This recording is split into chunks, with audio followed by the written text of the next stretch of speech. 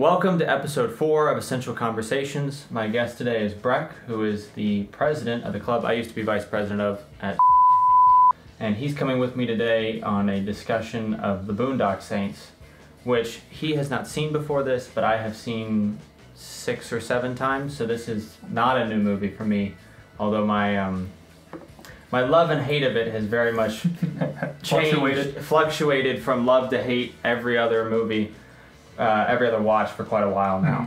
So, first thing, what's your first impressions after watching it? Because how much did you know about it going in? Because I think I've talked about it. Nothing. Okay. The only thing I knew is that Norman Reedus was in it, and Dafoe was in it, and Dafoe was awesome in it. That's all I knew. So, okay. And all those are true. I can't deny it. I mean, I will say, there are stuff that I despise about it. There is stuff that I adore about it. Yep. The stuff I adore mostly is in regards to the acting side.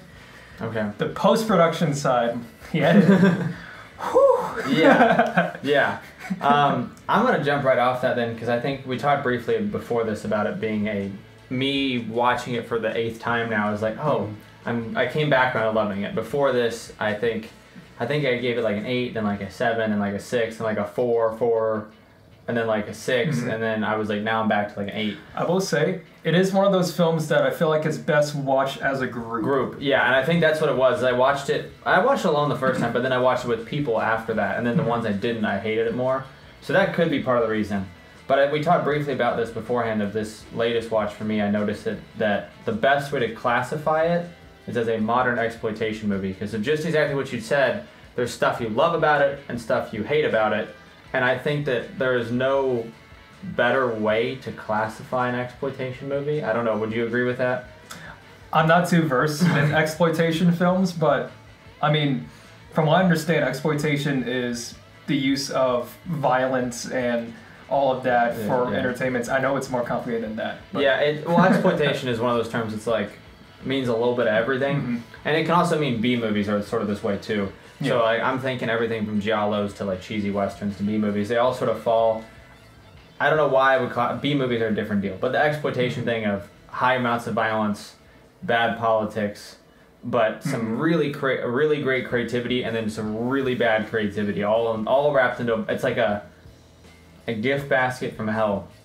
You get some really good chocolate, and then the rest of it has razor blades in it, and you're like, never mind. But you still do it anyways. So do you think, I know you don't have a whole lot of experience, but do you think that you could see this being a sort of almost exploitation movie? Like, I know you like Drive, so I would say that Drive isn't quite like an exploitation movie, but it has some of those components. So along those lines... It was inspired by exploitation. Yeah. I feel like that's... Yeah. Yeah, no, I could definitely see it. And especially in terms of the violence, it could almost be in the realm of gratuitous, but it works so well within the film. And especially because they play it in such a lighthearted way, especially with, there's one scene in particular, are we okay with spoilers? Yeah, right? Spoilers are all good. Okay. Especially the scene with Dafoe shouting, it's a shootout or something like that. It's like very lighthearted way of depicting violence on screen. So I could definitely see the modern exploitation side to it. And I think, so part of that too with the modern exploitation, so... We talked about stuff we loved. So you said, what was something you loved? The acting, obviously, Dafoe stands out. So the acting is probably the biggest point for you, right? So would you say all the acting is great, or that it is hit or miss with some stuff that sort of outshines everything else? See, that's the thing. The acting that I remember is fantastic. If I don't remember it, maybe it's bad. Yeah. I watched it, it's got to be like 2 weeks or something by now. So... letting it marinate. I remember a lot of the Dafoe stuff. I don't remember the other guy's name. The guy who screaming about the cat. Rocco. So Rocco, you don't remember? Rocco is top tier. He plays himself. His name in real life, I think, is Rocco. He's friends with the director. He's friends with the director, and I want to see Rocco in more things. I think there was a joke about there being a Rocco spinoff at some point. Everyone was like hyped for it, and it never materialized. No, I've never seen the second one, so I'm not going to watch that either. But I think that those two are the performances that really... Rocco's just playing himself, and then Willem Dafoe, I don't know what he's doing. I just can't... I was trying to sit there and picture, like, there was a firefight scene where we cut to him, like, sort of, like, gone to now he's, like, torn his shirt open, he's, like, screaming and sweaty. I don't... I feel like there had to have been shots in between there, but then I can't also imagine being Willem Dafoe and giving that performance. Like I can't tell if it was him going this movie. I'm just gonna do whatever I want, and they don't care anymore, or he was specifically told no, crazier. I can't tell which it is. Okay, so for some reason that reminded me of have you seen Platoon? No. Okay, it reminded me of the classic shot of Platoon where he's getting shot at. It kind of, the way he acted reminded me of that, and in my opinion, it might be the director going, hey, I like what you did right here. I want to see some of that. I want you to just go crazy with it. Okay, I could see that. And I wonder, because I don't know, Dafoe seems to me to have calmed down over time, maybe? Yeah, I'm not as familiar with his earlier stuff, but I feel like Lighthouse is still sort of tame. But I noticed he's in a lot of artsy stuff that I haven't seen. There's still a lot of stuff every year. He's now the crazy old guy. Yeah, he's now the crazy old guy, but a lot more tame in some ways. So yeah, the acting is definitely one reason to watch this movie.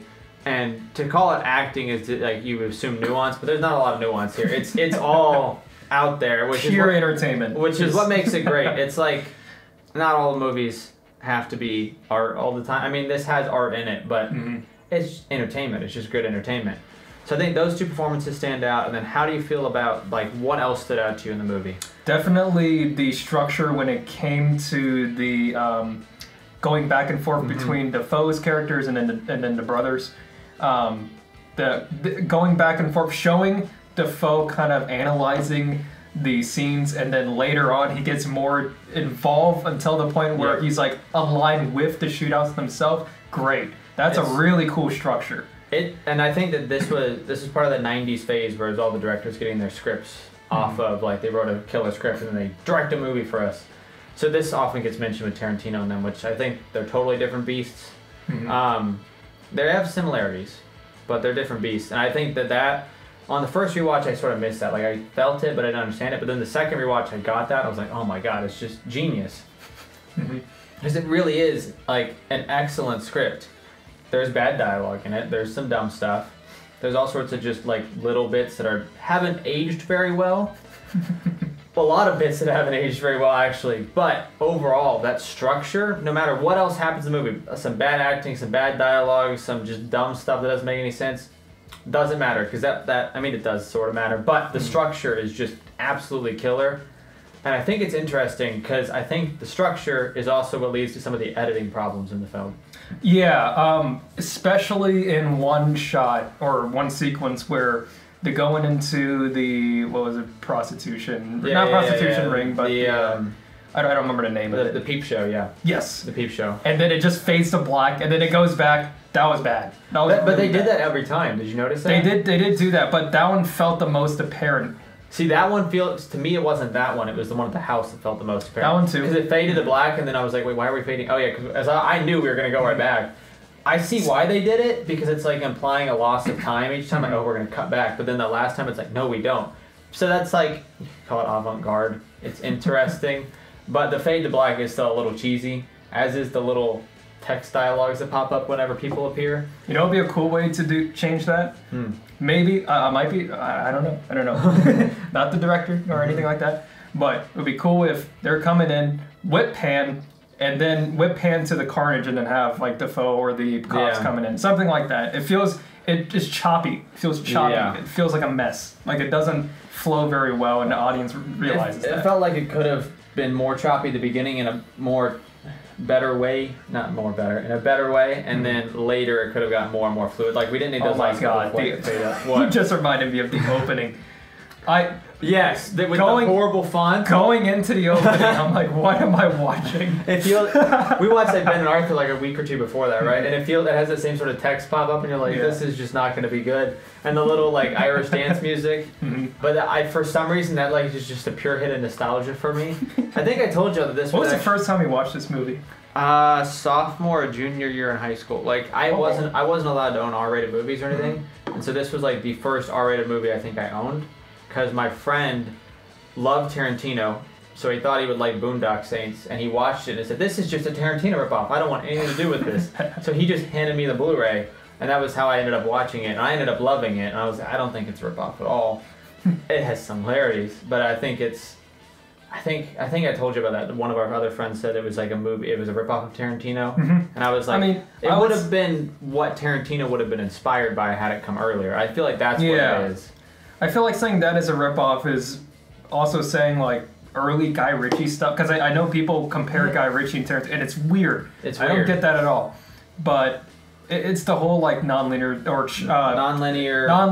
different stories happening at the same time, but interspliced in between each other, that kind of thing. The other thing to mention is that you talked about the violence earlier.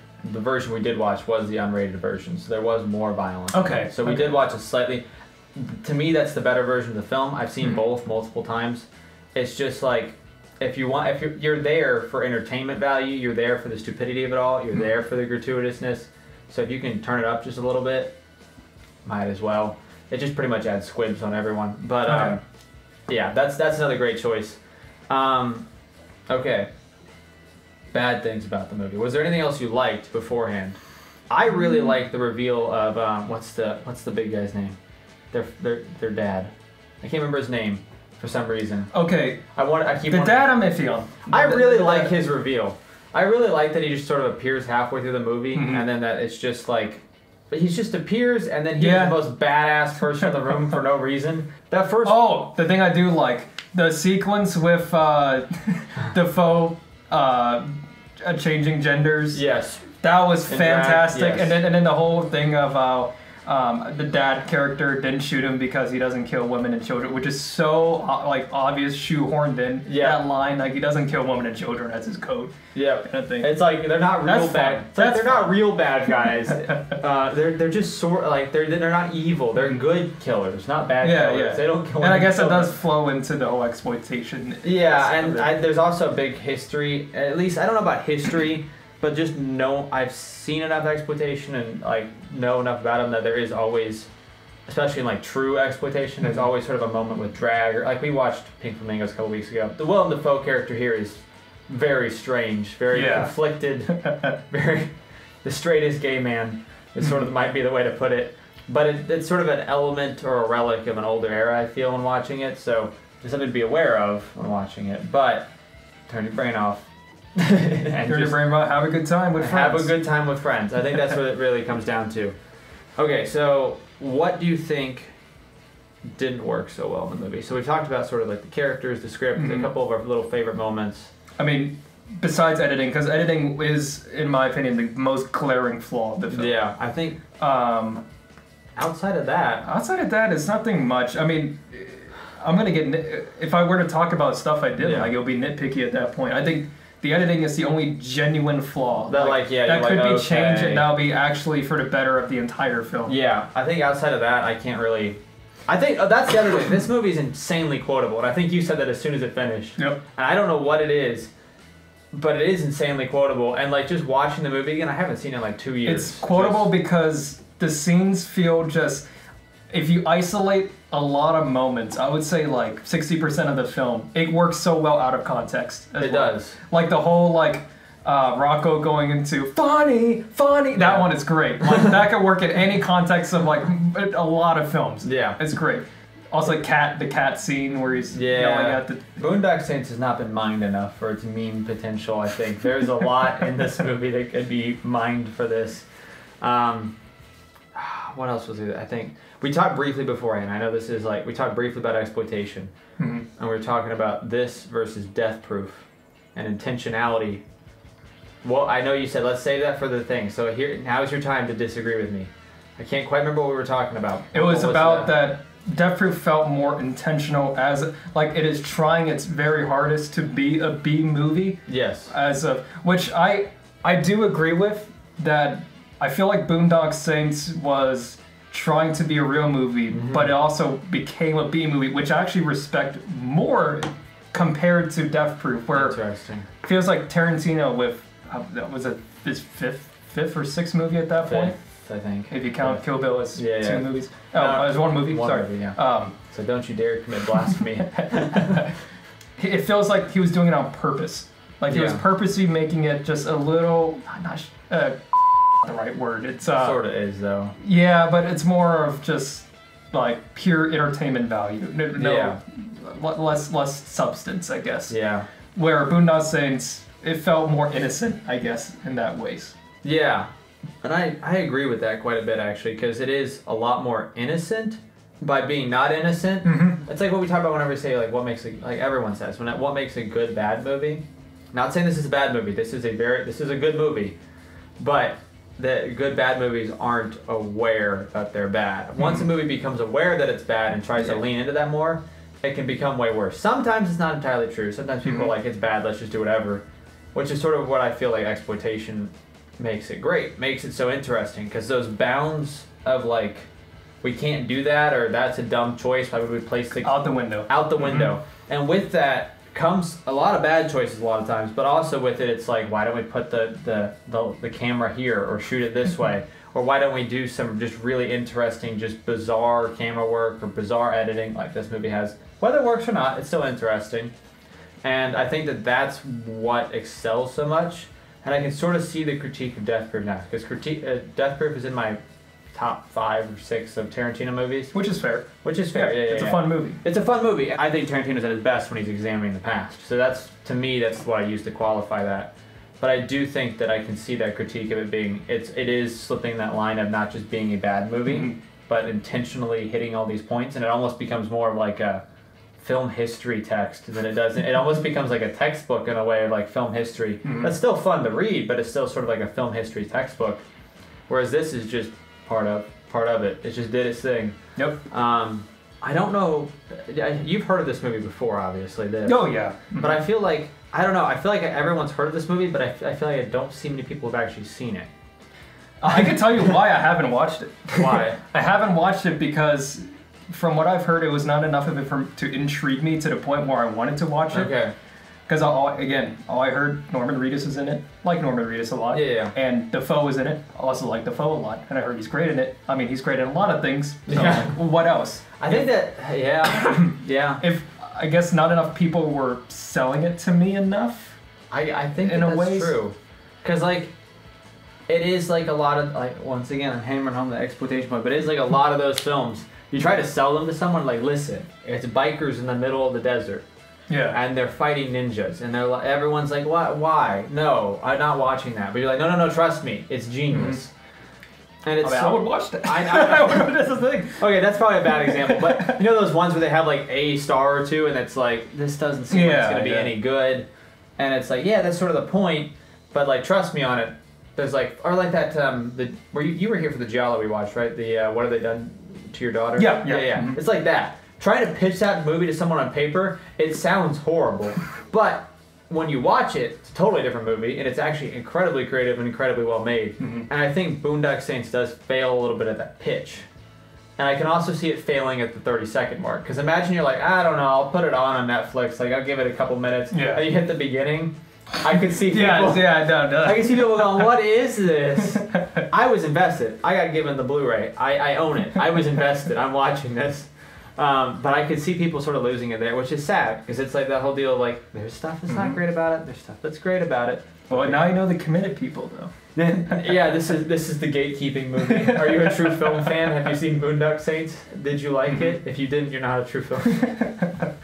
No, I think yeah. Can't say you like Tarantino. Sorry, you can't say you like Dafoe if you haven't seen Boondock Saints. Okay, that is actually true. I do think that anyone that says that they like Willem Dafoe, I feel like everyone sort of hopped on that bandwagon after the Lighthouse. The Lighthouse. But this is my Dafoe movie. This is. I agree. I can agree with that. Like, I think this was one of the first times I ever actually remember seeing him in something. Like I didn't watch movies like. I mean, I grew up with Spider-Man, so I saw Spider-Man like once as a kid, and I don't remember it like at all. And so I didn't grow up with it, and not only that, I just didn't pay attention to actors very much.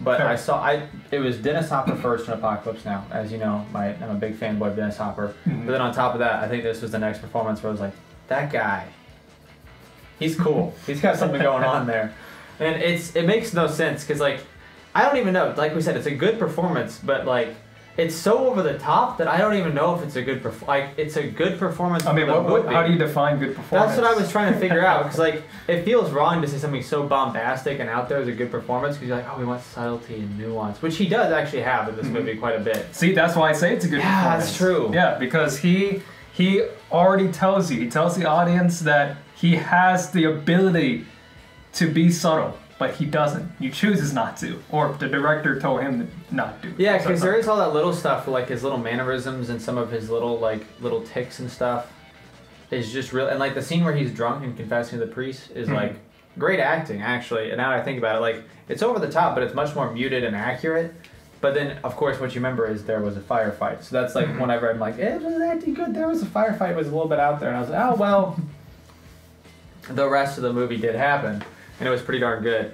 I don't know, cinematography-wise, I don't think there's a whole lot. I think that, I mean, it's good. Yeah, it's good. They have fun shots. I love the sequence with the toilet falling on the guy's head.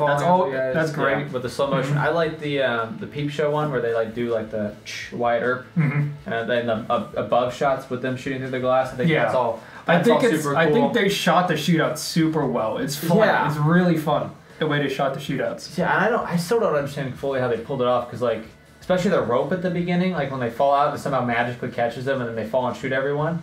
I'm like the movie lets you know that reality doesn't exist by like that first kill with the jumping off the like 6 stories down. I think it's like 5 or 6 stories if I remember correctly, and then hitting the guy. And at that moment, for some reason, that is just believable enough. We're like, that's fine. So then everything else after that, doesn't matter. And because I was like thinking about some of it now, I'm like, how did that work? They're heroes. They're heroes. It's been established. Oh, actually, that's the thing we need to talk about here. We need to talk about the fact that they're not heroes, but they are messengers from God. Yeah, that's fair. That's the kicker. That's right. With this movie, and I remember that, but I never fully vocalized that they literally get told by God. To go kill the criminals in the city, which is why they're good, because God has sanctioned, like pretty much angels of death. And the little prayer is so great. It's fantastic. I used to have it memorized. I'm not gonna lie. Then that I like the last time I watched it, I was like so bored. But this time watching it, that final bit in the courthouse where they all say the prayer and then the big boom of the shotgun literally gave me chills. I was like, it's like a nostalgia blanket, which feels so weird to say. But yeah, the God angle, the religious angle in this is odd. It's funny. I love it. It's like a really good juxtaposition with like the just overall content. It's like, let's just have like super religious people next to lots of violence. It just works. And I don't know, like Brain Dead does it too with the priest and all that. It's sort of for something about it. Kicking ass for Jesus. Yeah, and that's literally this movie, and it's sort of. For some reason, it just works sometimes, like it does in this movie. Question now: will you watch the second one? I heard it's not good. I heard it's not good. But like every time I said at the beginning of this that I was never gonna watch that one, but every time I end up talking to someone about it, I go, oh, is it finally time? Like, do I sit down and watch the second? It feels like a thing where kind of have it in the background. Like I don't focus on it as much as I did with the first. Yeah. I don't know if I'm gonna watch it with a crowd or something. I did the same with. Kick-Ass. Okay. Kick-Ass the movie. Enjoyed the first one. Second one. Whoa, that was bad. Okay. That was really bad. I haven't seen the second one yet. I read the comic books, but I haven't seen. I've seen the first one, not the second one. Kick-Ass 2 was from a different director. I want to say different writer than the first one because it's not Matthew Vaughn. I want to say Boondock Saints 1 and 2 are the same person. Yeah, true.